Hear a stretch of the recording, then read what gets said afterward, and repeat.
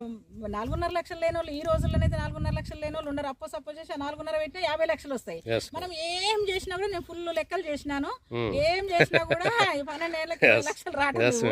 ఆ 4.5ను కింద మీద మీద కింద ఎన్ని వడ్డీలు కట్టినా కూడా 20-25 లక్షలు రావట్లేదు. మనకి 50 వస్తున్నాయి అంటే ఎక్కువే. సూపర్ మేడం, మీరు చాలా బాగా క్యాలిక్యులేషన్ చేశారు. నిజంగా గ్రేట్ మేడం, మీకు హ్యాట్స్ ఆఫ్. ఫస్ట్ టైం మీరు చెప్తున్నారు క్యాలిక్యులేషన్ చేయడం.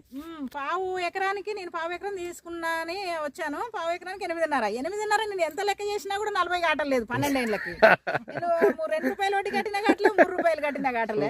మళ్ళీ ఇచ్చినోడు మళ్ళీ తిరిగి ఇయ్యడు, నాశ వదులుకోవాల్సిందే. కాబట్టి భూమి అన్న ఉంటది కదా మనకి. కోటి కాదు, నాకు 50 లక్షలు ఇచ్చినా ఎక్కువనే అనిపిస్తుంది.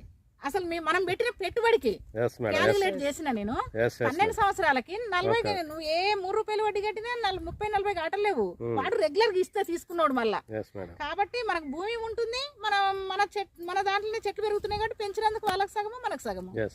భూమి వాల్యూ కూడా ఇప్పుడు కోటి ఇస్తారనేది కూడా 2020 లెక్కల ప్రకారం, 2020లో ఉన్న వాల్యూ రేటు ఎర్రచందనం ప్రకారం.